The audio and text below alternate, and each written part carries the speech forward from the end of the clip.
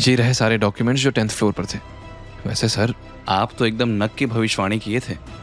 इसीलिए security guard ने भी पहले ही फायर ब्रिगेड को अलर्ट कर दिया था। सच में कमाल ही कर दिया आप। हमको भी थोड़ा टिप्स देने का ना। वेद ने तिरछी नजर से कियारा की तरफ देखा और गार्ड को बोला, हाँ हाँ क्यों नहीं, लेकिन ये डॉक्यूमेंट्स अपनी मैडम को दो। इन डॉक्यूमेंट्स के लिए आग में कूदने को तैयार थी। उनकी बातें सुनकर कियारा का मुंह खुला रह गया। उसने तुरंत बॉक्स के अंदर से कुछ फाइल्स निकाली और हैरानी से बड़बड़ाई, ये सारे डॉक्यूमेंट्स सेफ हैं? गार्ड खुशी से बोला, हाँ मैडम, हमको सर ने ऑर्डर दिया था कि कुछ गड़बड़ हो सकती है और हम सभी डॉक्यूमेंट्स फाइनेंस डिपार्टमेंट से हटा लें। अब मैं जाकर अंदर देखता हूँ। उसके जाने के बाद वेद ने हल्के से मुस्कुराते हुए कियारा से कहा, देखा मैडम कियारा जी, सिक्योरिटी गार्ड्स यूजलेस नहीं होते, वो भी कंपनी का इंपॉर्टेंट हिस्सा है। ये सुनकर कियारा थोड़ी शर्मिंदा थी। तभी अमित उनके पास आकर हैरानी से बोला, वेद तुम्हें पहले से पता था ये होगा, लेकिन कैसे? वेद कैजुअली कंधे उचकाते हुए बोला, हाँ सीधी अकल वाली बात है। जब गुनहगार सामने आने वाला होता है तो सबसे पहले वो क्या करेगा? एविडेंस मिटाएगा ना। तब कियारा ने उसे घूरते हुए पूछा, तो अगर तुमने सब पहले से प्लान कर रखा था, बताया क्यों नहीं? वेद एक आईब्रो रेस करते हुए कहा, पता है कियारा मैडम, तुम्हारी सबसे बड़ी प्रॉब्लम क्या है? तुम बोलती ज्यादा हो, सुनती कम। थोड़ा दूसरों को बोलने का मौका दोगी तो सब पता चलेगा ना। यह सुनकर कियारा थोड़ी शर्मिंदा थी और थोड़ी अनॉयड भी फील कर रही थी।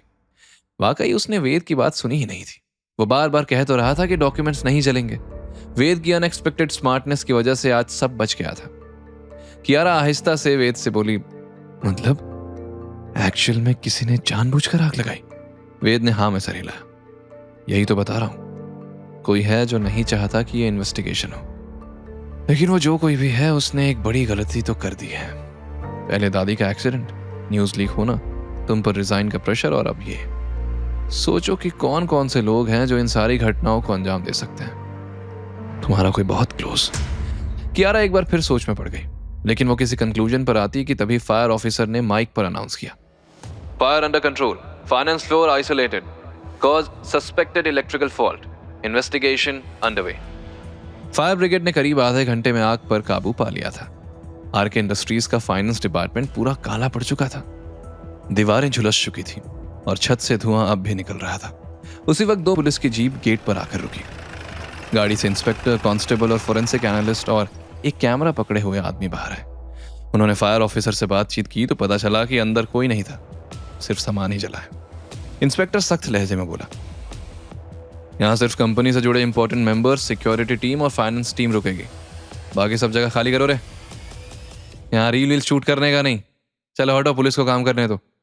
कियारा और सिक्योरिटी हेड जैसे ही इंस्पेक्टर से मिले तो इंस्पेक्टर कियारा को देखकर तुरंत पहचान गया, जो उसने दादी के एक्सीडेंट के बाद हॉस्पिटल में मिला था। इंस्पेक्टर ने टॉन्टिंग टोन में कहा, क्या मैडम, पहले आपकी दादी का एक्सीडेंट और फिर अब कंपनी में आग? बड़ा झोल है, ज्यादा ही दुश्मन पाल लिए हैं आपने और पुलिस का काम बढ़ा दिया है। इंस्पेक्टर ने तुरंत सिक्योरिटी हेड को ऑर्डर दिया, सीसीटीवी फुटेज निकालिए, फायर से ठीक पहले का लास्ट 1 घंटा। थोड़ी ही देर में कॉन्फ्रेंस रूम में सब लोग टीवी स्क्रीन के सामने खड़े थे। सीसीटीवी में नॉर्मल फुटेज चल रही थी, लेकिन कुछ देर अचानक कैमरे की स्क्रीन फ्रीज हो गई। फोरेंसिक ऑफिसर सीरियस होकर बोला, सर ये साबोटाज है, कोई डिलिबरेटली डीवीआर सर्वर में टैंपरिंग करके फीड करप्ट कर गया, ये मैटर कुछ और ही है। वे धीरे से बोला, एग्जैक्टली उसी वक्त ये कैमरा फ्रीज हुआ है जब आग लगना शुरू हुई, और ये सब बहुत प्लानिंग के साथ किया गया है। इंस्पेक्टर ने फिर कियारा से कहा, हमारी थ्योरी क्लियर है, ये एक्सीडेंट नहीं एक प्री प्लान्ड अटैक है, लेकिन फुटेज कैसे मिलेगी? वेद ने फिर तुरंत सिक्योरिटी गार्ड को इशारा किया और कहा, मैंने क्लाउड बैकअप सेटअप कराया था एक मिरर सर्वर में, अगर ये सर्वर करप्ट भी हो गई तो बैकअप सिस्टम में जरूर कोई फुटेज होगी। ये सुनकर कियारा ने चौंकते हुए वेद की तरफ देखा और बोली, इसको ये सब नॉलेज कहां से आई? वही इंस्पेक्टर तारीफ करते हुए बोला, वेरी स्मार्ट मूव, अब हमारा काम आसान हो जाएगा।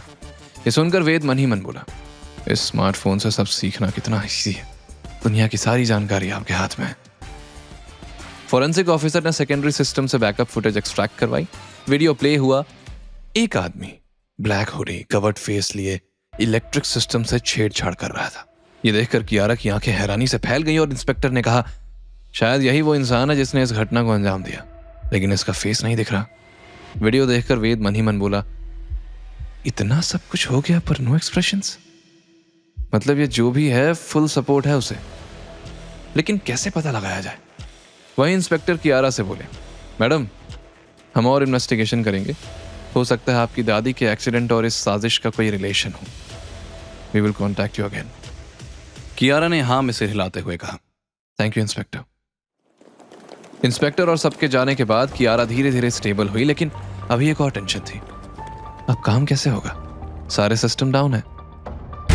आगे की कहानी जानने के लिए देखें अगला एपिसोड सिर्फ पॉकेट एफएम के YouTube चैनल पर, और के फॉर किंग के सारे एपिसोड्स को सुनने के लिए डिस्क्रिप्शन में दी लिंक से डाउनलोड करें पॉकेट एफएम ऐप।